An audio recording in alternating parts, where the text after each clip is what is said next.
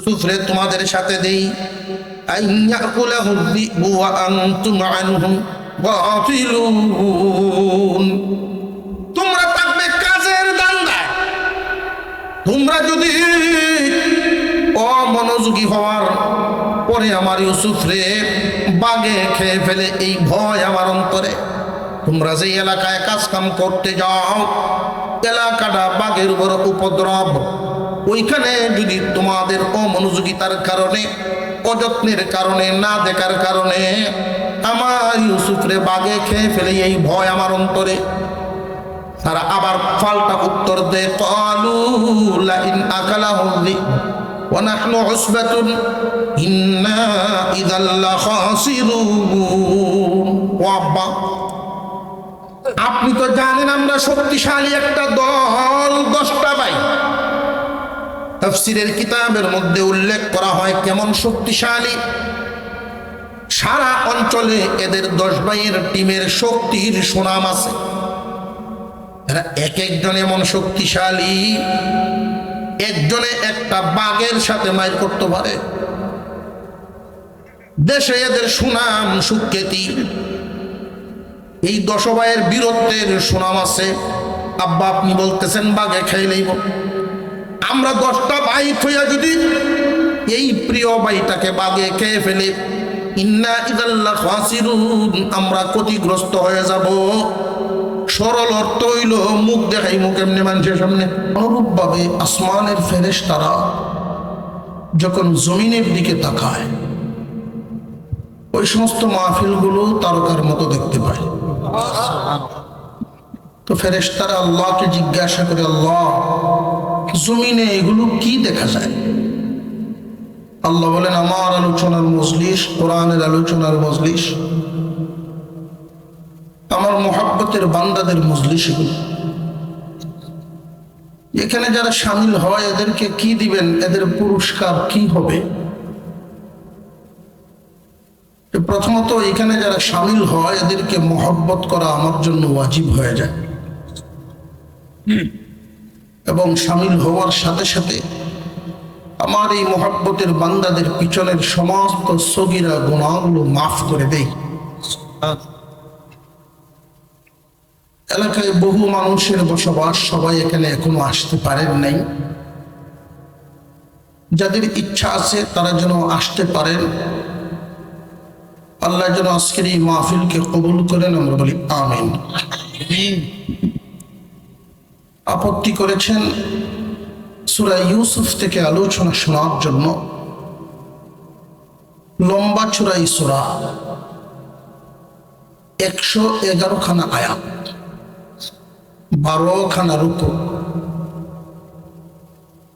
আমি এক মাহফিলে আলোচনা করেছিলাম, 3 দিন ব্যাপী মাহফিল। তো এই প্রথম দিন থেকে 3 দিন আমি ছিলাম। তো 3 দিনেও শেষ হয় নাই। তারপর মাইক প্যান্ডেল রাখা হয়েছে, আরো একদিন বাড়ায় 4 দিনে শেষ হচ্ছে। তো যদি খুঁটিনাটি দিক নির্দেশনা, শাখা পোশাকা সব মিলে আলোচনা করতে হয়, আরো বেশি সময়ের দরকার। লম্বা চড়া সরা জুমায় আলোচনা করছিলাম, 1 বছর হয়েছে। কুরআনুল কারীমে ছোট বড় 500 ঘটনা আছে। এর মধ্যে আল্লাহর ভাষায়, আল্লাহর কথায় আহসানুল কাসাস, এই ঘটনার ব্যাপারে আল্লাহ বলেন উত্তম ঘটনা এটা, সুবহানাল্লাহ, সুন্দর। এই ঘটনায় সব দিক মোটামুটি তুলে ধরা হয়েছে। একজন পিতার আদর্শ কেমন হওয়া চাই, ভাইয়ের আদর্শ ভাইদের প্রতি কেমন হওয়া চাই, একজন যুবকের চরিত্র কেমন হওয়া লাগে, একজন ক্ষমতাবান ব্যক্তি, প্রতিনিধি যারা হন, জনগণের দায়িত্বশীল যারা হন, তাদের কি পরিমাণ গুণাবলীর প্রয়োজন, এই সমস্ত বিষয়গুলো সব দিক তুলে ধরা হয়েছে। তো এই ঘটনার মধ্যে ধারাবাহিক যেই আলোচনাটা, কোন পয়গম্বরের জীবনী কোরআনে এইভাবে ধারাবাহিক আলোচনা হয়নি। যখন যতটুকুন প্রয়োজন হয়েছে এতটুকুন নাজিল হয়েছে, ধারাবাহিক নাই। তো ধারাবাহিকভাবে সূরা ইউসুফে প্রথমেই যেই বিষয়টা আমরা জানতে পারি, আল্লাহ তাআলা আমার আপনার নবীকে পাঠিয়েছিলেন মক্কা নগরীতে। নবুয়তের দায়িত্ব পালন করেছেন 13 বছর। তারপরেও নির্যাতন নিপীড়ন দিন যত যায় কাছের মানুষদের দ্বারাই বাড়ে, আপনজনেরা নির্যাতন করে। শেষ পর্যন্ত হিজরত করতে বাধ্য। হিজরত করলেন, মদিনায় গেলেন। আল্লাহ পাক রব্বুল আলামিন এমনই একটা ঘটনা আমাদের কোরআনুল কারীমে আল্লাহ নাজিল করেছেন, এখানে সব ধরনের শিক্ষা। একদল মানুষ ইহুদি খ্রিস্টানদের যে আলেম ওলামা থাকে,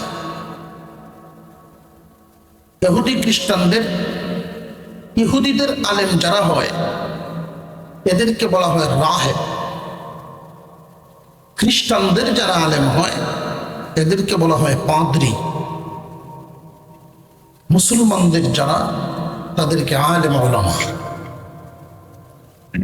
তো ইহুদি খ্রিস্টানদের যে পাদ্রী রাহেব, তাদের থেকে কিছু শিক্ষা হাসিল করে একদল মানুষ নবীজিকে এসে প্রশ্ন করলো হিজরতের কিছুদিন আগে। হিজরতের কিছুদিন আগে ছিল এই সূরা নাজিল হওয়ার সময়। প্রশ্নটা কি? তারা শিখায়া দিছে যে মুহাম্মদ যদি সত্য নবী হয়ে থাকে প্রমাণ হয়ে যাবে কেমনে? উনি তো কোনো শিক্ষা প্রতিষ্ঠানে শিক্ষা হাসিল করেন নাই, আক্ষরিক জ্ঞান ওনার নাই, উনি শিক্ষিত মানুষ না, নবী দাবি করেন। ওনাকে প্রশ্ন করবা বনি ইসরাইল তাদের যেই আদি বাড়ি, আসল বাড়ি ঘর সিরিয়ার কেনান নগর, ওই আদি বাড়ি আদি দেশ ছেড়ে মিশরে বসবাস শুরু করলো, এর ইতিহাস কি? এর কারণটা কি? মূল কারণটা কি ছিল দেশ ছাড়া এখানে বসবাস যে শুরু হলো, এর মূল বিষয়টা কি? ওইটা জানতে চাইবা। যদি বলতে পারে না, বুঝবা সত্য নবী না। আর যদি বলে দেয় তাহলে মনে করবা মুহাম্মদ সাধারণ কোনো মানুষ নয়, আল্লাহর পক্ষ থেকে ওহী নাজিল হয়। এই মক্কার একদল মানুষ আইসা আমার আপনার নবীকে জিজ্ঞাসা করলো ইউসুফ এবং তাদের ভাইদের ঘটনাটা, বাড়িঘর ছেড়ে মিশরে কিভাবে বসবাস শুরু করলো। তখন সাহাবীরা উপস্থিত ছিলেন, তারাও মনে মনে খুশি হচ্ছেন। কেন? যে আমার আপনার নবীর জবান থেকে যদি শুনতে পারি এখানে কোনো সন্দেহ আর থাকবে না, যা শুনবো সত্য শুনবো। কারণ নবীর জবান থেকে যা বের হয় নিজের পক্ষ থেকে নয়, আল্লাহর পক্ষ থেকে নাজিল হয়। আর আল্লাহর পক্ষ থেকে যেই ঘটনা নাজিল হয়, এই ঘটনার অবস্থা হলো এমন, দুনিয়ার জমিনে ঘটনা ঘটে আগে, লেখা হয় পরে। ইতিহাস ঘটে আগে, লেখা হয় পরে। আল্লাহর পক্ষ থেকে যেই ঘটনাটা নাজিল হয়, এই ঘটনাখানা লিখা হইতেছে পরে, নাজিল হইছে পরে, কিন্তু লৌহে মাহফুজে ঘটনা ঘটার আগেই লেখা হয়ে গেছে। দুনিয়ার জমিনে ঘটনা ইতিহাস যারা লেখেন এদের উপন্যাস ইতিহাস আর কোরআনের ইতিহাস কি একরকম না? আসমান জমিন বেশ কম। দুনিয়াতে আপনাদের পাড়ায় আমাদের দেশে সংগ্রাম ঘটেছে আগে, সংগ্রামের ইতিহাস লেখা হয়েছে পরে। এখানে বেশ কম হইতে পারে, যেমন ঘটনা ঘটছিল বেশ কম হয়ে যায়। তো আল্লাহর পক্ষ থেকে যেটা নাজিল হয় লৌহে মাহফুজে লেখা আছে আগে, ঘটনা ঘটছে আরো পরে, সুতরাং লেখা যেমন গড়ছে হুবহু, এটা কোনো বেশ কম। সুবহানাল্লাহ। আল্লাহ বলেন লাকাদ কানা ফি ইউসুফ ওয়া ইখওয়াতিহি আয়াতুল লিসাইলিন।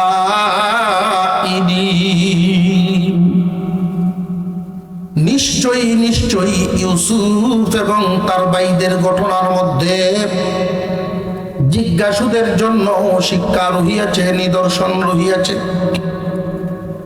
যারা প্রশ্ন করতে আসছে এদের জন্য শিক্ষা রহিয়াছে এই ঘটনার মধ্যে। এদের জন্য কি শিক্ষা? এক নম্বর শিক্ষা হলো মুহাম্মদ যে সত্য নবী, আর কোনো সন্দেহ নাই। মুহাম্মদ যে সত্য নবী এই ঘটনা যদি বলতে পারে তাহলে উনি যে সত্য নবী, আর কোনো সন্দেহ।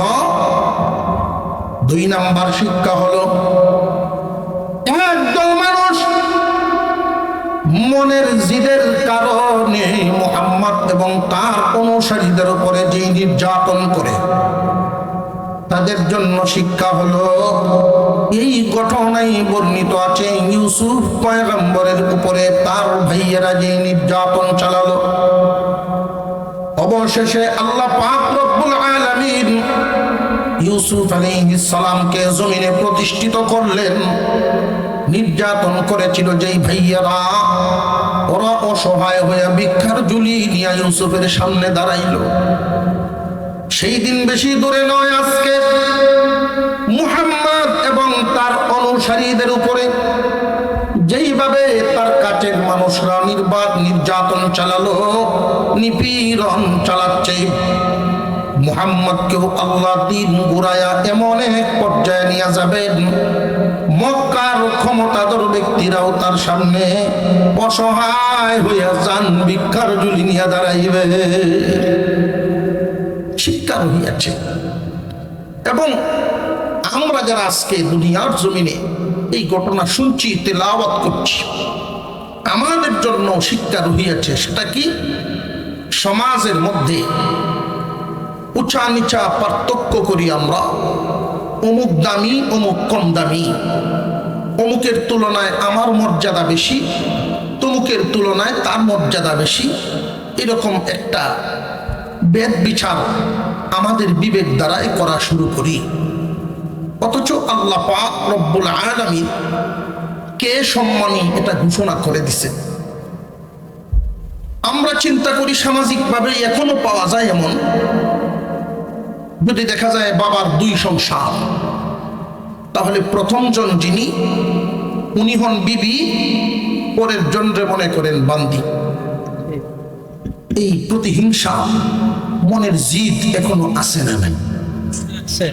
প্রথম বিবির যেই সন্তানাদি থাকে এদেরকে মনে করে বাবার আসল সন্তান, সম্মানী সন্তান, আর পরের তরফে যারা আসে এদেরকে মনে করে বান্দির তরফেরাও লাগবে, হেসের তরফেরাও লাগবে। এই জাতীয় তুচ্ছ তাচ্ছিল্য শব্দ এখনো আমরা পাই না। অথবা এক বাবা দ্বিতীয় কোনো বিয়ে করেন নাই, সন্তানাদি 5টা ছেলে। এই 5 ছেলে যখন বড় হয়ে সংসার জীবন শুরু করে, 5 জনের মধ্যে বড়জন যিনি, উনি ফরদানি, সম্মান, প্রধানের সম্মান, উনি বড় মর্যাদাবান, আগে পৃথিবীতে আসছে এই জন্যই উনি সম্মানী হয়ে গেছে। সিরিয়ালে তারা পরে আসার কারণে তারা অসম্মানী হয়ে গেছে। একই বাবার সন্তান তুলনামূলকভাবে বড় ভাইয়ের সন্তান যারা হয়, ছোট ভাইয়ের সন্তানদেরকে তারা তুচ্ছ তাচ্ছিল্যের নজরে দেখে। বড়জনদের সম্মানের চেয়ারটা আগে দেয়, যোগ্যতায় না, আগে দুনিয়াতে আইসে, এই জন্যই সম্মান দেওয়া। এই যে আমরা একটা ঠেলাঠেলি মনের বিচারিসি, এটা শুধু আমাদের সমাজে না, পূর্বের যুগেও ছিল এইরকমই একটা মনের ধাক্কাধাক্কি, মনের ঠেলাঠেলি। ইউসুফ আলাইহিস সালামের আব্বা একাধিক সংসার করেছিলেন। ইয়াকুব আলাইহিস সালাম আল্লাহর পয়গম্বর, ইয়াকুব আলাইহিস সালাম আল্লাহর নবী। ওনার বাবা ছিলেন ইসহাক আলাইহিস সালাম, তিনিও আল্লাহর নবী। ওনার বাবা ছিলেন ইব্রাহিম আলাইহিস সালাম, তিনিও আল্লাহর নবী। নবীর পুত্র নবী, নবীর পুত্র নবী, সম্মানিত পুত্র সম্মানী, সম্মানিত পুত্র সম্মানী। আমরা তো সম্মানী মনে করি, জনগণের প্রতিনিধি হইলেই সম্মানী, কিন্তু আসলে মূলত না। আমরা তো চোখের মধ্যে রঙিন চশমা লাগাইছি, এই জন্য উঁচারে নিচা দেখা যায়, নিচারে উঁচা দেখা যায়। দিনদারির নজর দিয়ে যখন দেখব আসল সম্মানী কে, সেটা আমরা বুঝবো। আমি বান্নিতে গেছিলাম ছোটবেলায়, ক্লাস 1-এ পড়ি, মামার সাথে। 2 টাকার এক চশমা দিছি চক্ষ, এখন একটু পরে পরে ভাল মারি। মামা কোনি এরকম করো কেন? আমি বলছি আমি মনে বুঝছি কেন উষা। তো মামা বুঝতে পারছেন আসল বিষয়টা, আমার এখনো মনে আছে। তো চশমাটা উনি খুলে ফেলছেন। উনি বললেন বাড়ি গিয়ে পরে দিবা। উনি বুঝতে পারছেন এই চশমা দেওয়ায় যদি নিয়েই রাস্তা ফাল হয়ে ফেললো, এখানে যাই। কারণ প্লাস্টিকের চশমা রঙিন, চশমার কালার যেমন দুনিয়ারে দেখতে মনে হয় এমন। দিনদারির নজর যখন আপনার চোখে চশমা লাগাবেন, দুনিয়াদাররা মনে করে যে যত পয়সাওয়ালা তার তত সম্মান বেশি, যে যত সম্পদওয়ালা তার তত সম্মান বেশি। দিনদারির নজর দিয়ে তাকাইলে দেখবেন সম্মানী ওই ব্যক্তি যে সেজদা দেয় বেশি। আল্লাহর ইবাদত, আল্লাহর বন্দেগী, আল্লাহর গোলামির সাথে সম্মানের সম্পর্ক। মহান আল্লাহ পাক রব্বুল আলামিন ইয়াকুব আলাইহিস সালামের একাধিক পরিবার, তাও আবার এই যে পরিবারটা ছিল, ইয়াকুব নবী যেই প্রথম বিবি গ্রহণ করেছিলেন, এক বর্ণনা মতে ওই বিবির সন্তান 10 জন ছেলে সন্তান। এরপরে যিনি বিবি যেই বিবাহ করেছেন, ইউসুফ আলাইহিস সালামের আম্মা, উনি সম্পর্কে ছিলেন খালা, আগের ছেলেদের খালা। অর্থাৎ আমরা সহজ ভাষায় যেটা জানি, বউয়ের ছোট বোন। তখনকার শরীয়তে একসাথে 2 বোনকে বিয়ে করা জায়েজ ছিল। এখনকার শরীয়তে না, তখনকার শরীয়তে। নবী পরিবর্তনের সাথে সাথে বিধান পরিবর্তন হয়ে যায়। তখনকার শরীয়তে সম্মানের জন্য সেজদা দেওয়া জায়েজ ছিল, এখনকার শরীয়তে মাথা ঝুঁকানোই হারাম। কাউকে সম্মান দিতে গেলে মাথা না ঝুঁকিয়ে পা ছুঁইতে পারেন, আর নইলে সালামের মধ্যেই সীমাবদ্ধ। মাথাটা একমাত্র ঝুঁকাবেন কার কাছে? আল্লাহর কাছে। তখনকার শরীয়তে এটা জায়েজ ছিল আপন 2 বোনকে বিয়ে করা। তো জায়েজ থাকলেই সবার অন্তরে তো মেনে নেয় না। এখনকার শরীয়তে একটা বিধান দেখেন, মাসনা সুলাসা রুবা, 2, 3, 4। একজন পুরুষ তার যদি আর্থিক শারীরিক সামর্থ্য থাকে, সে যেন 2, 3, 4টা পর্যন্ত বিয়ে শাদী করতে পারে, কোনো বাধা নিষেধ নাই। তবে হ্যাঁ, ইনসাফ যেন বজায় রাখে। ইনসাফ যদি সমান বজায় না রাখে, কিয়ামতের দিন ওই স্বামী এক সাইড বিকলাঙ্গ প্যারালাইসিস রোগীর মতো উঠবে। হাসরবাসীরা জিজ্ঞাসা করবে, এই লোকের এই পরিণতি কেন? যে বিয়ে করছিল 2টা, দেখতো 2 নজরে। পরবর্তীতে যারা বিয়ে করে নতুন লইয়া শুধু ঘুরতো কক্সবাজার, অমুক তমুক ভারকপুর কজায়, আর বুড়িদের কোনো খোঁজ খবর নেই। এইরকম যদি হয়, বিকলাঙ্গ হয়ে এক সাইড প্যারালাইসিস রোগীর মতো হয়ে উঠবে। ইনসাফ যদি বজায় রাখতে পারে, শারীরিক এবং দৌলতের মালি সামর্থ্য আছে, 2, 3, 4টা পর্যন্ত একজন পুরুষে বিয়ে করার অনুমতি আছে। কিন্তু এই যে অনুমতি শরীয়ত দিয়া রাখছে, আছে যে আমরা এখানে যারা আছি, আমরা হুজুর হই আর সর্দার হই, যেই হই গড়ে এই পরামর্শটা একটু ওই দেখেন তো অনুমতি পাননি, গরম ভাত খাওয়া বন্ধ হয়েছে। কথা বুঝে আসতেছে? মানুষ মর্দ চায়, এইটা চাইতো না। এমনকি হুরে গেলাম জান্নাতে গেলে যে আল্লাহ হুর দিব, এটাও মানতে রাজি না। সুযোগ পাইলে হুরের চুলো দল হয়, তুই খেললে কি নেই? ঠিক না? ঠিক। ক্যান্সারের রোগী অসুস্থ হয়েছে এক মহিলা, মনে হয়ে গেছে তাই বলতেছি। মহিলার অসুখ, ডাক্তার বলছে যা খাওয়াইবার খাওয়াই নেন, হায়াত বেশি বাকি নাই। বাড়িতে আনছে বেচারা। স্বামীও চিন্তা করলো জীবন কাটাইতেছি যার সাথে বহু বছর খাটাইলাম, সপ্তাহখানিক আর হয়তো টিকবো, দোকানদারি ব্যবসা বাণিজ্য সবকিছু বাদ দিয়া তার সাথেই বেশি সময় দেয়, পাশেই বসে থাকে। হঠাৎ স্বামীর হাত ধরিয়া জিগায়, আমি মরলে আপনি কি তা করবেন? বিষয় কিন্তু তার উদ্দেশ্য হইল বিয়া করবো কিনা, ওইটা জিগাইতেছে। এজন্য বিয়েটা না কইয়া প্রশ্ন করছেন, আমি মরলে আপনি কি করবেন? স্বামী বেচারায় মনে মনে ভাবে, ঠিক বই আর কয়েকদিন, এখন যদি কই যে বিয়া তো একটা করণ লাগবই, মনে যদি কষ্ট পায়। উনি বুদ্ধি করে উত্তর দিছে, তুই মরলে আমি পাগল হইয়া। মনে করে যে না, আমার মোহব্বত করে, আমি মরলে কি করবা? পাগল হইয়া। এরপরে যখন উত্তর মন মতো হয়েছে না, বিয়া করবো কিনা এটা তোর বুঝছে না, পাগলের নেবে কইছে, আর একটা বিয়া হত্যা না। দূর পাগলে তো কত তাই করে। মন ভয়ের পরে চিন্তা দূর হয় না। শেষ পর্যন্ত পাগলামি করো আর যাই করো, আমার হাত ধরে একটা কথা দেব। কি কথা? আমার গুরুস্থানের মাটিটা শুকাইলে বিয়ে যদি করো, এরপরে করো, কবরের মাটি শুকানোর আগে বিয়ে করো। একটা যা কথা দিলাম, তো শান্তিতে মর। কথা দিলাম কবরের মাটি না শুকাইলে দ্বিতীয় সংসার করব না। মারা গেল, দাফন কাফন শেষ, সপ্তাহ গেল, 15 দিন গেল, 1 মাস গেল, ওটা কি দেখে না, মাটি তো শুকায় না, আগের মতোই ভিজা। ও কিরি ব্যাপার, এর কথা কি আল্লাহ এইভাবেই কবুল করবো নাকি? যা ওয়াদা তো ওয়াদাই, না শুকাইলে তোর কাম। এলাকার মধ্যে কিছু ঘটক তো থাকে, উকিল রাজিকায়, কি ব্যাপার জীবন এমনি যাইব?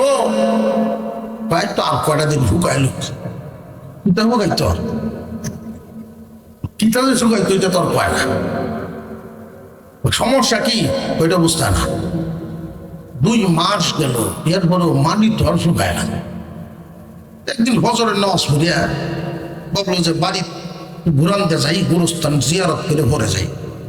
কেন মা বাপের কবরও আছে, বিবিও মারা গেল। গুরুস্থানের দিকে যায়, এমনি দেখে হতো তার যে শালা ছোটরা, এটা কলসি লইয়া হেলমেট। কিরে এত সকালে তুই কলসি লইয়া করতে আস? কাদুলা ভাই, আপনি তো জানেন না, আপা মরার আগে এক ওসিয়ত করে তুই গেছে। আমি পাচ্ছি আছি যতদিন, একদিন পরে পরে 1 কলসি পানি দিতাম ততদিন। একদিন ঘরে ঘরে যদি 1 কলসি পানি কবরের উপরে দেয়, এই ছেলে যতদিন বাচ্চা আছে শালা, কবরের মাটি আর হুকাইতো না, আর এর কপালে বিয়াও জড়ত না। বলার উদ্দেশ্য হলো, দ্বিতীয় সংসার যদিও আপন বোন তখনকার শরীয়তেও জায়েজ ছিল, কিন্তু মন থেকে মেনে নেওয়া বড় কঠিন ছিল। যেইভাবে এখনকার সময়ে আপন বোন জায়েজ না, অন্য জায়গা তো জায়েজ, মহিলারা মানতে রাজি না। তবে আমি মহিলা মা বোনদেরকে অনুরোধ করব, কুরআনের এই বিধানটা যদি কেউ মন থেকে না মানে, বিশ্বাস না করে বা এনকার করে, কোরআনের একটা বিধানকে যদি মন থেকে এনকার করে, অপছন্দ করে, তার ঈমান চলে যায়। তুমি মন থেকে এটা মেনে নাও, এবং মন থেকে মেনে নেওয়ার পর যদি মনে সহ্য না হয় তোমার আরেকজন সতীন হোক, তাহলে তোমার আদর্শ, তোমার সুকৌশলতা, আদব কায়দার মাধ্যমে তোমার স্বামীর নজর হামেশা তোমার দিকে ফিরিয়ে রাখার সর্বোচ্চ চেষ্টা করে যাও, তাহলেই তো উনি আর দ্বিতীয় সংসারের দিকে আর মনোনিবেশ করবে না। জেনে রাখবেন, একজন পুরুষ নারীর সৌন্দর্যের পাগল যতটুকু, এর চাইতে দ্বিগুণ পাগল তার আদর্শের, তার আচার আচরণের। অনেক মানুষ এমন আছেন রূপে সুন্দর কিন্তু আচরণে সুন্দর না, আচরণ খুব খারাপ। এই সুন্দর রঙের কোনো দাম নাই আচরণ যদি ভালো না হয়। আচার আচরণ, আদব কায়দা, এগুলোর দ্বারা স্বামীর মন জয় হয়ে যায়। আল্লাহ পাক আমাদের মা বোনদেরকে গুণে গুণান্বিত হওয়ার তৌফিক দান করেন, বলুন আমিন। ইউসুফ আলাইহিস সালামের আব্বা দ্বিতীয় সংসার করেছেন। ইউসুফ এবং বিনিয়ামিন তারা দুই ভাই জন্ম হলো।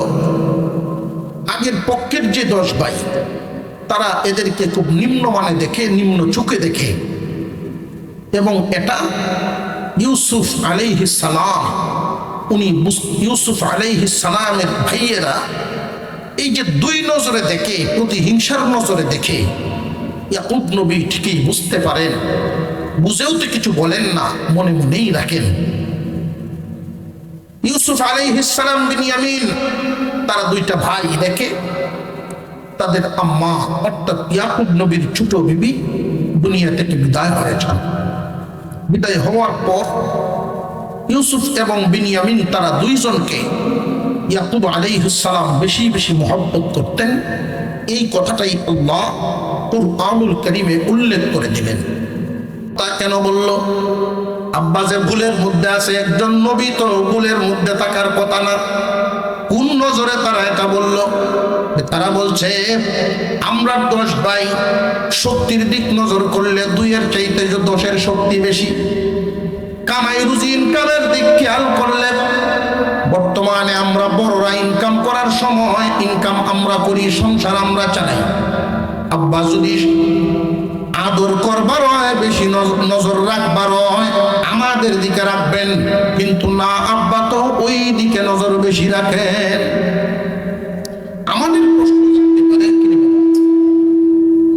আমাদের প্রশ্ন হলো, ইয়াকুব নবী ইউসুফের প্রতি, তার ভাইয়ের প্রতি নজরটা বেশি দেন কেন, মহব্বত বেশি করেন কেন? আসলে কি তাই কিনা যে ভাই, জমিনের মধ্যে আমরা যারা সামাজিকভাবে, পারিবারিকভাবে আছি, যদি দেখেন আপনার আব্বা, আপনার আম্মা, আপনাদের ভাই বোনদের মধ্যে কারোর প্রতি একটু টান বেশি, দয়া মায়া বেশি, এই জন্য আপনারা রাগান্বিত হয়ে জিদাজিদি করবেন না। কারণ রাগ, দয়া মায়া এটা চোখে দেখা যায় না, অন্তর থেকে আসে। এটা আসে কিছু গুণে। রাগ হয় দোষে, আদর দয়া মায়া আসে গুণে। দুনিয়ার সম্পদ বন্টন করা, সমতা রক্ষা করা সম্ভব, সমান সমান বন্টন করা যায়, কিন্তু আদর দয়া মায়া সমান বন্টন করা সম্ভব না। যেমন একই বাবার 2 জন সন্তান, এর মধ্যে একটার গুণ হইল এমন, বাবা বাজার থেকে আসলেই ব্যাগটা গিয়ে বয়ে দৌড়ে আনে। বাবা যখন উজু করতে চাইবেন, উনি এক বদনা পানি এই ছেলেটায় আগায় এনে দেয়। বাবার উজু করা শেষ, পিছনে গামছাটা নিয়ে দাঁড়ায় থাকে। বিছানার থেকে যখন বাবা নামবেন, জুতাগুলো বাউ করে দেয়। বাপ যখন ঘুমাইতে যায় বা মা যখন ঘুমাইতে যায়, শীতকালে সরিষার তেল হাত পায়ে ডলে তারে ঘুম পাড়ায় দেয়। এবার বলুন, এই সন্তানের প্রতি মনের একটু টান থাকবেনই না থাকবেন? এটা কি মা বাবার দোষ না সন্তানের গুণ? সন্তানের গুণ।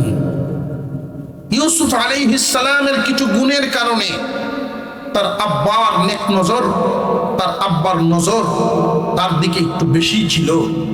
এর মধ্যে মুফাসসিরিনে কেরাম যতটা উল্লেখ করেছেন, একটা হলো উনি ছিলেন সুন্দর, এমন সুন্দর তাম পৃথিবীর অর্ধেক সুন্দর আল্লাহ ইউসুফ আলাইহিস সালামকে দান করেছিলেন। আমরাও যদি ভাবি এরকম সুন্দর হতে চাই, ঈমান আমল ঠিক করি, জান্নাতে ঢোকার আগে প্রত্যেক জান্নাতীকে আল্লাহ ইউসুফ আলাইহিস সালামের চেয়ে সুন্দর বানায়া ঢুকাইবেন। দুই নম্বর কারণ, ইউসুফ আলাইহিস সালামের আম্মা দুনিয়া থেকে বিদায় হওয়ার পরে ইয়াকুব নবীর অন্তরে আসলো, তাইলে এগুলোর তো মা নাই। মা না থাকলে বাবার আদর আগের চাইতে একটু বেড়ে যায়, এটাই স্বাভাবিক। আগে যখন বাবা, আমরা সমাজ যারা চালাই, সমাজে বসবাস করি, লক্ষ্য করবেন, আমি আপনি যে এখানে আছি, এখানে আসলাম, বসলাম দিনই মাহফিলে বা বাজারে যাই, এদিক সেদিক যাই, বাড়িতে সন্তানের জন্য এতটা চিন্তা থাকে না যে আমার সন্তান ঘুমাইলো কিনা, খাইলো কিনা, গোসল করলো কিনা, তাদেরকে কে দেখবে। কেন চিন্তা থাকে না? যে তাদেরকে দেখার মতো লোক আছে, তাদের মা। আর যেই সন্তানের মা থাকে না, যদিও বাবা আগে কাটাইতো 10টা পর্যন্ত বাজারে সময়, এখন সন্ধ্যার আগেই বাড়িতে চলে আসে। কারণ সন্তানগুলোকে ঘরে আনতে হবে, ঘর গুছাইতে হবে, হাত পা ধোয়ায়া এদেরকে পড়াতে বসাতে হবে, খানা খাওয়ায়া ঘুম পাড়াতে হবে, এই চিন্তাটা বাবার মাথায় চলে আসে। ইয়াকুব আলাইহিস সালাম ইউসুফ এবং বিনয়ামিনকে বেশি আদর করতেন মা না থাকার কারণে, এটাও একটা কারণ। আরেকটা কারণ আল্লাহ পাক কুরআনুল কারীমে উল্লেখ করে দিলেন আদর করতে করতে। তো একদিনের একটা ঘটনা, ইউসুফ আলাইহিস সালাম স্বপ্নে দেখলেন আকাশের 11টা তারকা, চাঁদ এবং সূর্য ইউসুফকে সেজদা দেয়। আরো জোরে কোন সুবহানাল্লাহ। এই স্বপ্নটা যখন দেখলেন, স্বপ্ন দেখেই তার আব্বার কাছে যখন বললেন, এই স্বপ্নটা তো একটা সফল স্বপ্ন, এই স্বপ্নটা একটা ভালো স্বপ্ন। উনি বললেন যে বাবা শুনো, তোমার এই স্বপ্ন তোমার ভাইদের কাছে কইও না, কারণ ভাইরা যে প্রতিহিংসার নজরে দেখে, এটা বাবা ঠিকই বুঝতে পারে। ছেলেরা মনে করে অনেক সময় আমরা এই যুগের সন্তান, আর আব্বা আগিলা মানুষ, আব্বা কিতা বুঝে, ঠিক না বেটি? 8, 9 পরে পোলা পান, এদের কথা শুনলে আশ্চর্য লাগে। বাপের তুমি কিতা বুঝো? বাপে মনে মনে কর তোর মতো বুঝ জন্ম দে তো বেগ করলে হয়েছে কিতা বুঝতাম। বাপে বুঝে না এমন না, না বুঝার ভান করে থাকে ইজ্জত বাঁচায়া। কিন্তু যুবক, তোমাদেরকে আমি হুঁশিয়ার করি, শিক্ষা হাসিল করে তুমি জ্ঞানী হতে পারো, বিভিন্ন জায়গায় ভ্রমণ করে অভিজ্ঞতা হাসিল করতে পারো, তবে মা বাবার মনে ধাক্কা লাগে, মা বাবার মনে চোট লাগে, মুরব্বীদের কষ্ট লাগে, এমন আচরণের মাধ্যমে কথাবার্তা বলবা না। আল্লাহ উপরে উঠাইয়া আসার দিতে সময় বেশি লাগে না। মহান আল্লাহ মানুষকে প্রতিষ্ঠিত করেন বড়দের দোয়া, মা বাবার দোয়া, মুরব্বীদের দোয়ার বদৌলতে তার কাঙ্ক্ষিত লক্ষ্যে পৌঁছাইয়া দেন। দেখবেন অনেক মূর্খ মানুষ, হাতে কলম মাত্র প্রাইমারি পড়াশোনা, আল্লাহ তার মর্যাদা নিয়ে গেছেন অনেক উপরে। বুঝতে হবে তার দিলটা এমন, আদবওয়ালা মন, আদবওয়ালা দিল, মানুষের দোয়া আছে তার পিছনে। উগ্র মিজাজি হইলে মানুষের দোয়া থাকে না, এটা মনে রেখে জীবনযাপন করবেন যুবক ভাইয়েরা আমার। ইউসুফ আলাইহিস সালামের আব্বা নিষেধ করলেন, এই স্বপ্ন তোমার ভাইদের কাছে কইও না, শয়তানে ধোঁকা দিবে আর ওরা তোমার বিরুদ্ধে চক্রান্তের জাল বুনাইবে। ইউসুফ আলাইহিস সালামের ভাইয়েরা যখন দেখলো ইয়াকুব নবী বেশি বেশি আদর করেন, মহব্বত করেন, এই মহব্বতের পরিমাণ দিন দিন শুধু বাড়তেই লাগলো, বাড়তেই লাগলো। তো একদিন তারা কি সিদ্ধান্ত নিল, এই কথাটা আল্লাহ কোরআনে বলেন, উকতুলু ইউসুফ আও ইতরাহুহু আরদা ইয়াখলু লাকুম ওয়াজহু আবিকুম ওয়া তাকুনু মিন বা'দিহি কওমান সালিহিন। উকতুলু ইউসুফ আও ইতরাহুহু আরদা, ইউসুফকে মেরে ফেলো অথবা দেশান্তরী। উদ্দেশ্য একটাই, বাবার চোখের আড়াল করা। আব্বা যেহেতু বেশি বেশি ইউসুফকে আদর করেন, হেসের তরফের এরপরেও বেশি আদর। আমরা 10টা ভাই আগের তরফের, এরপরেও আমাদের দিকে আব্বার নজর নাই। এটা আর মেনে নেওয়া যায় না, আর সহ্য হয় না। আমার আব্বা ভুল পথে আছেন, শুধু ইউসুফ ইউসুফ করে ইউসুফরে সাথে রাখেন, যেখানেই যান ইউসুফরে সাথে নিয়ে যান, চোখের আড়াল হইতেই দেন না। কেন যে দেন না এটা তো উনি ভালো করেই জানেন। চোখের আড়াল হতে দেন না। ইউসুফকে খুব বেশি করে আদর করেন, নিজ হাতে গোসল করায় দেন, নিজের সাথে নিয়ে ঘুম পাড়ান। এই দৃশ্যগুলো ভাইদেরকে অন্তরের জ্বালায় আরো জ্বালায়। শেষ পর্যন্ত সিদ্ধান্ত নিল দুনিয়া থেকেই বিদায় করে দিব অথবা দেশান্তর করে দিব, যাতে করে আব্বার নজর তখন ইয়াখলুলাকুম ওয়াজহু আবিকুম, আমাদের দিকেই আব্বার মনোনিবেশ চলে আসবে। ইউসুফ যখন থাকবে না তখন আমাদের দিকে আব্বার নজর আদর মায়া চলে আসবে, আর কোনো ভরসা থাকবে না। وَتَكُونُوا مِنْ بَعْدِهِ قَوْمًا صَالِحِينَ। অতঃপর এই কর্ম করার পর, আব্বার সাথে ইউসুফের দূরত্ব তৈরি করার পরে, এটা তো গুনাহ হবে, আমরা সব তওবা করে ভালো মানুষ হয়ে যাব। এই কাজটা তো একটা অন্যায় কাজ। সংসারে গন্ডগোল লাগানো বা কারোর বিরুদ্ধে চক্রান্ত করা যে খারাপ কাজ, এটাও তারা বুঝতো। অন্যায় কাজ এটা বুঝতো। মুসলমান ভাইয়েরা আমার, 10 ভাইয়ের মধ্যে এমন আলোচনার ক্ষেত্রে হঠাৎ তাদের সবার বড় ভাই যিনি, উনি বললেন, শোনো, কেউ বলতেছো দমেই মেরে ফেলবা, কেউ বলতেছো দেশান্তরী করে ফেলবা, তবে আমি একটা সিদ্ধান্তমূলক কথা বলছি, এই কথাটা খুব মনে রাখবা, এই কথাটা আমল করার চেষ্টা করো। করতে যদি হয় কিছু, তাহলে দমে মারা যাবে না। আমাদের উদ্দেশ্য হলো বাপ পুতের দূরত্ব তৈরি করা, ইউসুফকে আব্বার চোখের আড়াল করা। চোখের আড়াল হলো দুনিয়া ছাড়া যদি করি মেরে ফেলি, তবুও চোখের আড়াল হবে। দেশ ছাড়া যদি করি, তবুও তো চোখের আড়াল হবে। দুনিয়া ছাড়া করতে হলে হত্যা করতে হবে, আর দেশ ছাড়া করতে হলে অন্য কোনো রাস্তা বের করতে হবে। তবে দুনিয়া ছাড়া করার চাইতে দেশ ছাড়া করার পাপটা কম।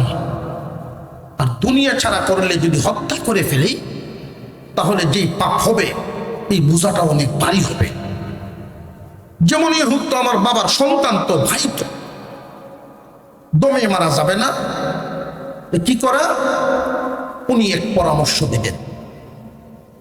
قال قائل منهم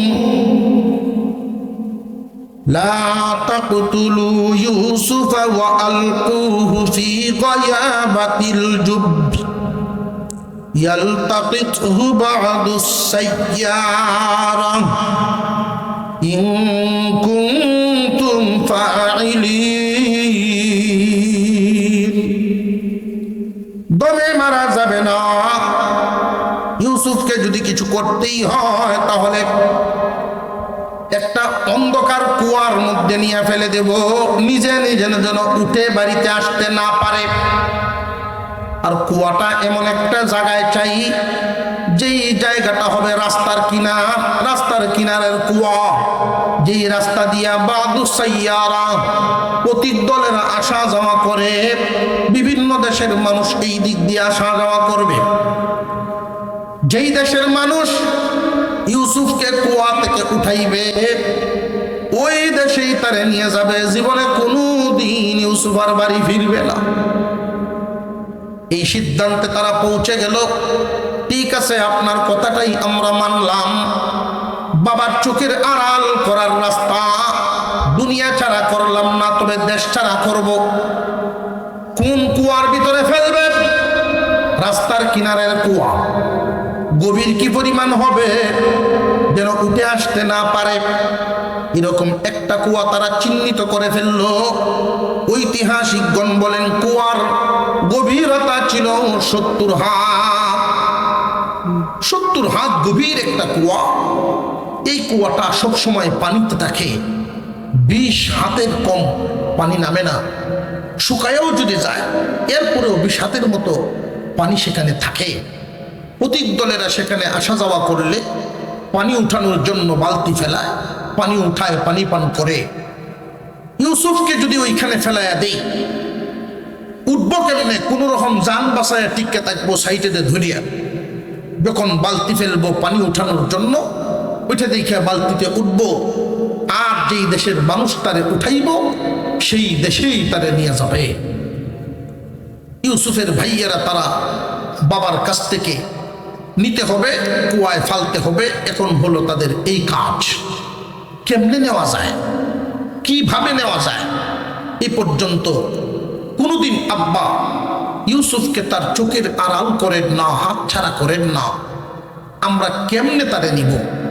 10 ভাই একসাথে বাবার কাছে গেছে, এমন কৌশলে কথা বলা শুরু করলো, যেই কৌশলে উনিও খুব সুন্দর করে এড়ায় চলার চেষ্টা করেছেন, তারপরেও পারেন নাই। উনি এদের মনের কথাটা যেহেতু বুঝতে পারেন নাই, উনি তাদের সাথে দিতে রাজি হয়ে গেলেন। কথাগুলো কি ছিল?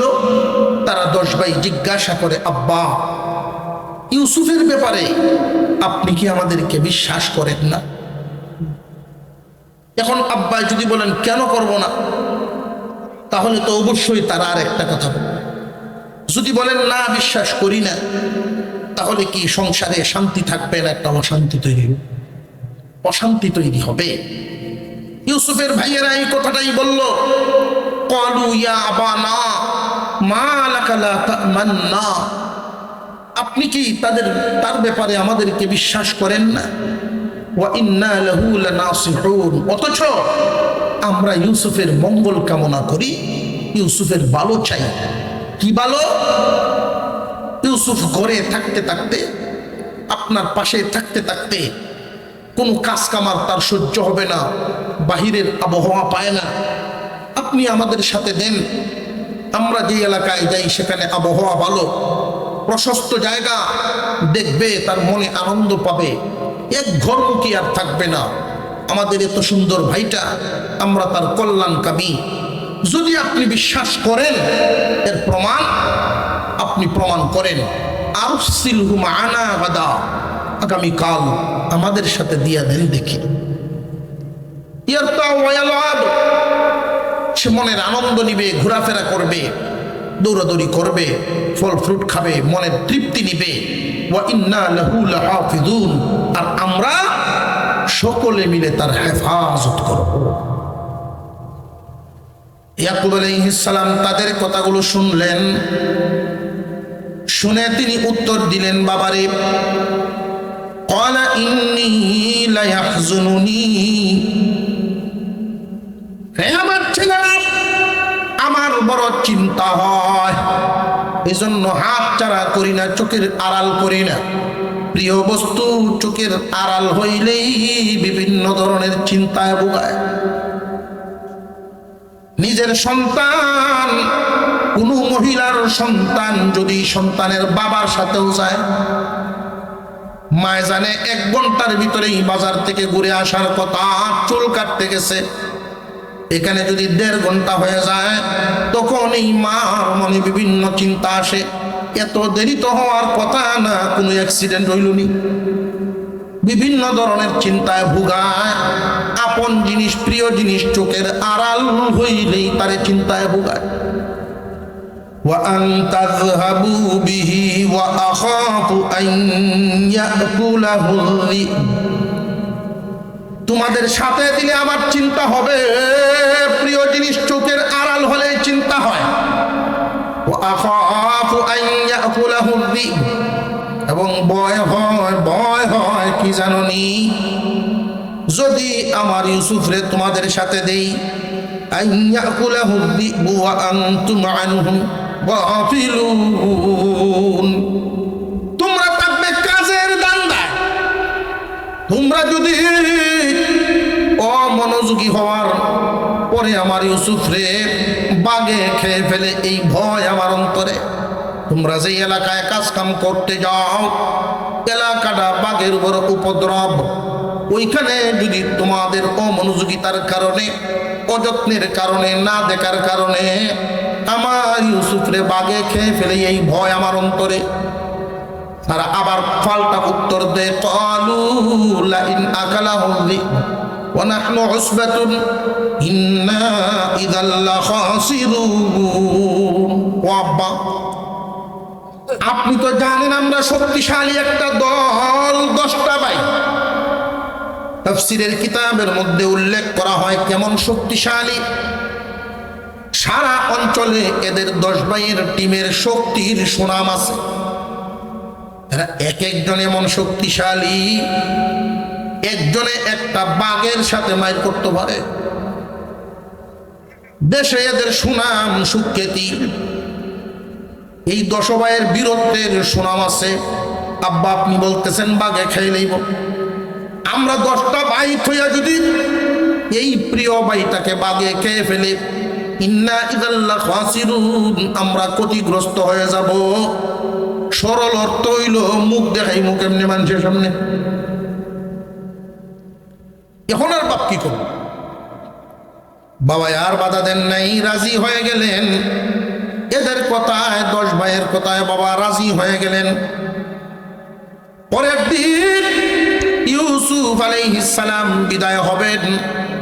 এই প্রথম ইয়াকুব নবী প্রিয় সন্তানকে চোখের আড়াল করবেন। মনের ভিতরে বিভিন্ন ধরনের চিন্তা শুরু হয়ে গেল। যাদের ইনকামে সংসার চলে, যাদের দাবিটাও মানা লাগে, না দিয়াও উপায় নাই, সংসারে গন্ডগোল, দিতেও মনে চায় না, ইউসুফকে চোখের আড়াল করতে চায় না, মনে বড় চিন্তা হয়। কোমরের মধ্যে একটা তাবিজ বাঁধলেন, নেও, আমার কোমরে ছিল এই তাবিজটা, এটা তোমার কোমরে দিলাম, বরকতের তাবিজ। রে ইউসুফ, তোমার ভাইদের সাথে যাচ্ছ, যাও, আল্লাহর কথা সব সময় মনে রাখবা, আল্লাহর উপরে ভরসা রাখবা।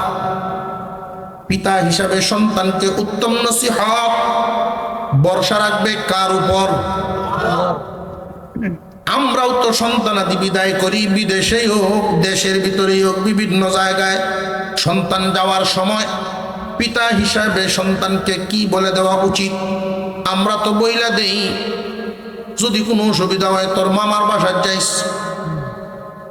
ঠিক না? নাম্বার একটা লিখে দেয়, আমার অমুক কারণ আমার বন্ধু আছে, অসুবিধা হইলে তুই ফোন দিস। আল্লাহর কথা খুব কম পিতাই সন্তানকে বইলা দেয়। মুসলমানের সন্তান, আল্লাহর উপর ভরসা সবচেয়ে বড়।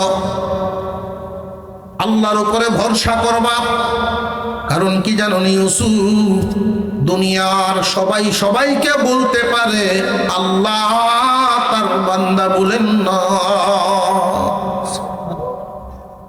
فلما ذهبوا به وأجمعوا أن يجعلوه في غيابة الجب, তারা সব উদ্দেশ্য মতো যাইতে থাকলো, ওই আসল জায়গায় গিয়া তাদের যা করার তাই করে ফেললো। কি করলো? প্রথমে বাবার চোখের সামনে খুব আদর দেখাইছে। দূর যাওয়ার পরে ইউসুফ আলাইহিস সালামের উপরে প্রহার শুরু করলো। আগের চেহারার নাই, আদর করার চেহারা কারোর নাই। 10 ভাই মিলে প্রহার শুরু করছে, একজনে থাপ্পড় মারে আর একজনে লাথি মারে। এইভাবে নির্যাতনের পর ইউসুফ পয়গম্বরের পরনের জামাটা খুলে ফেলছে। আরবি মানুষ উপরে একটা কাপড় বড় ধরনের পরে নিচে সাপ, নিচের কাপড়টা ছোট হইলেও সমস্যা না, তাদের ফরজ আদায় হয়। সুন্দর ফর্সা মানুষ জামাটা যখন খুলে ফেলছে নিজের কাছে লজ্জাবোধ হচ্ছে, কারণ সবার লজ্জা শরম তো সমান না। লক্ষ্য করে দেখবেন অনেক মানুষ এমন আছে, মহিলা তো দূরের কথা, পুরুষদের সামনেও খালি গায়ে থাকে না। কোনো ইমাম সাহেবরে কোনোদিন উদাম দেখবেন না। হাবেজ সাহেব আলেম মানুষ, মানুষের সামনে সাধারণত খালি গায়ে হয় না। ওই জন্যই তো বলছিলাম সম্মানী কারা ওইটা চিন্তা করবেন দিনদারির নজরে। ইজ্জতওয়ালা কারা, দিনদারির নজর দিয়া কোনো আলেম কোনো দিন মানুষের সামনে খালি গায়ে হওয়া পছন্দ করবে না। আর এমন মানুষও তো আছে লেমটি মাইরে ভাড়ালো বাজারও যাইব বিরিয়ান্ত মন আছে, লেমটি মেরে দেবে, ওটা স্মরণ নাই। ইউসুফ আলাইহিস সালাম সম্মানী মানুষ, সম্মানের পুত্র, সম্মানী। যদিও বালক, 13 বছর বয়স। অনেক শিশু আছে লক্ষ্য করে দেখবেন মানুষের সামনে 5, 6, 7 বছর বয়সের পরেও মানুষের সামনে কাপড় খুলতে লজ্জা পায়। মা বাবায় পারিবারিক ভাবে এইভাবেই শিক্ষা দিয়ে তুলছেন, এই কারণেই এমন লজ্জা আছে তার অন্তরে। আর যারা লজ্জা শিখায় না, ওরা বড় হইলেও এই লজ্জা তাদের হাসিল হয় না। যেই মাত্র জামাটা খুলে তাকে 10 ভাই ধরে এই অন্ধকার কুয়ার ভিতরে ফেলে দেয়, তখনই একটা চিৎকার দিয়ে উনি ডাক দিয়েছিলেন আল্লাহ। আল্লাহ বলে যখন ডাক দিলেন, আল্লাহ বলেন হে জিবরাইল, আমার সম্মানীর পুত্র, সম্মানী 10 ভাই হাত থেকে ছেড়ে দিয়েছে, তুমি যাও।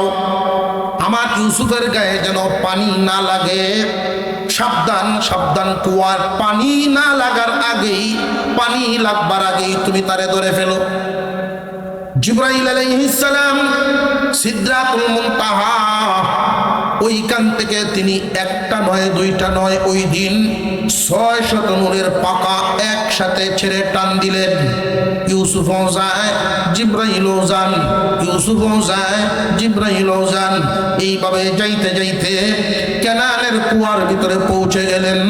ইউসুফের গায়ে পানি লাগবার আগেই জিবরাইল নিচ থেকে ধরে ফেলছে। وأوحينا إليه لتنبئنهم بأمرهم هذا وهم لا يشعرون। জিবরাইল আমিনের মাধ্যমে আল্লাহ অভয়বাণী শোনাইলেন, আমার ইউসুফকে অভয়বাণী শোনাও। তার ভাইয়েরা প্রহার করল, মরণের জায়গা, মৃত্যুর মতো কুয়া, মরে যাবে এমন একটা সম্ভাবনাময় জায়গায় যখন ছেড়ে দিল, ভয়ে তরতর করে কাঁপতেছিলেন, কারণ উনিও তো মানুষ, মানুষের সন্তান মানুষ। হাত থেকে গভীর কুয়ার ভিতরে যখন ছেড়ে দেয়, আল্লাহু আকবার বলে চিৎকার দিয়ে উনি কাঁপতেছিলেন। জিবরাইল আমিন ধরলেন, কম্পন এখনো শেষ হয় নাই। অভয় বাণী শোনায় দাও রে জিবরাইল। কি বাণী শোনাবো? আমার ইউসুফকে শোনায় দাও, এই হালত পরিবর্তন করে আমি ইউসুফকে এমন এক জায়গায় নিয়ে যাব, ইউসুফকে আমি প্রতিষ্ঠিত করব জমিনে, এমন উন্নত জায়গায় নিয়ে যাব। আর এমন এক হালত হবে, আজকে যারা তার উপর নির্যাতন করেছে, ওরা একদিন তার সামনে ভিক্ষার ঝুলি নিয়ে দাঁড়াইবে, এই ঘটনার ইঙ্গিত বা বর্ণনা দিবে। তারা চিনবে না, কিন্তু ইউসুফ ঠিকই তাদেরকে চিনতে পারবে। আর ইউসুফের গায়ে একটা জামা পরাইয়া দাও, 3 দিন পর্যন্ত তারা এখানে রাখো। ইউসুফ আলাইহিস সালামের গায়ে জামা প্রত্যেকে পরাবেন। জিবরাইল আমিন বলেন, আল্লাহ আমি জামা কই পাবো? আল্লাহ বলেন, তোমার স্মরণ হয় কিনা অনেক আগে ইব্রাহিম পয়গম্বরকে তার আব্বা নিজ হাতে কাপড় খুলে উলঙ্গ অবস্থায় আগুনের মধ্যে ফেলেছিল। সেই দিন তুমি জান্নাতি এক জামা পরাইয়া আমার খলিলকে আগুনের মধ্যে রাখছিলাম। আগুন থেকে বের হয়ে খলিলুল্লাহ ইব্রাহিম আলাইহিস সালাম বলেছিলেন, আল্লাহ এই জামাটা কি করব? তো জান্নাত থেকে বেরিয়ে গেছে, এই জিনিস তো আর ঢুকানোর প্রয়োজন পড়ে না। এই জামার এক বৈশিষ্ট্য ছিল, ছোটও করা যায়, বড়ও করা যায়। তোমার কাছে রেখে দাও, এটা ছোট করে তাবিজ বানায়া খলিলুল্লাহ কাছে রেখেছিলেন। উনি তার ছেলে ইসহাক আলাইহিস সালামকে দিয়েছিলেন। ইসহাক আলাইহিস সালামও জানতেন না এর ভিতরে কি। উনি তার ছেলে ইয়াকুব আলাইহিস সালামকে দিয়েছিলেন। ইয়াকুব আলাইহিস সালাম ইউসুফের কোমরে বেঁধে দিয়েছেন, ও জিবরাইল টান দাও, ওই তাবিজ ছুটাও, জামা বড় করো, ইউসুফকে পরায়া দাও। উনি পরায়া দিলেন। সেখানে আছেন ইউসুফ আলাইহিস সালামকে কুয়ার ভিতরে রেখে 10 ভাই বাবার কাছে গেছে। মিথ্যা কাহিনী শোনায় আব্বা, চোখের পানি মুছে বাবের কান্দন কান্দে আর কয় ইউসুফকে বাগে খেয়েছে। 10 ভাই দেখেই বাবার অন্তর লড়ে উঠছে। গেল 11 জন, আইল 10 জন। আমার প্রিয় পুত্র কই? মনের ভিতরে যা ভয় ছিল সেই ভয়েই পায়া বসলো। আল্লাহ যে কথাটা বললেন, এখান থেকে আমরা একটা শিক্ষা হাসিল করে এই কথাটা বলেই আমার সময় শেষ। ইউসুফ আলাইহিস সালামের অভয় বাণীটা যেটা, ভয় পাইও না, তোমার এই দুরবস্থা থাকবে না, আল্লাহ পরিবর্তন করে দিবেন। তখন হালত কি হবে? আজকে যারা তোমার উপর নির্যাতন করেছে, একদিন তারা তোমার সামনে অসহায় হয়ে দাঁড়াবে। দুনিয়াতে বড় পক্ষ ছোট পক্ষের উপরে, ধনী মানুষ গরিব মানুষের উপরে, সম্মানী মানুষ সাধারণ মানুষের উপরে, প্রতিনিধি জনগণের উপরে শক্তির বলে মনের হিংসায় যদি নির্যাতন চালায়, আল্লাহ দিন পরিবর্তন করে দেন। পরবর্তীতে এমন এক হালত তৈরি করেন, তাদের মুখাপেক্ষী বানাইয়া দেন। বড়রে ছোট বানান, ছোটরে বড় বানান। যদি তোমাদের মানসিক অবস্থা হয় এমন, জেনে রাখবা কিয়ামত পর্যন্ত এই সিলসিলা চলতে থাকবে। কারোর উপরে নির্যাতন করলে মানুষের জিন্দিগি এক হালে যায় না। কোন পরিবারে যদি 2টা পক্ষ থাকে, আগের পক্ষের তারা যদি মনে করে আমরা এখন প্রতিষ্ঠিত, ওরা এখন ছোট ছোট পদের উপরে নির্যাতন, মানসিক নির্যাতন, চাপ তৈরি করে দাও, পরবর্তীতে হালত কি হবে? ওরা যেদিন বড় হবে, হয়তোবা আল্লাহ এদেরকে জমিনে প্রতিষ্ঠিত করতে পারেন, আর তোমাদের হালত দিন দিন নিচে নামায় দিতে পারেন।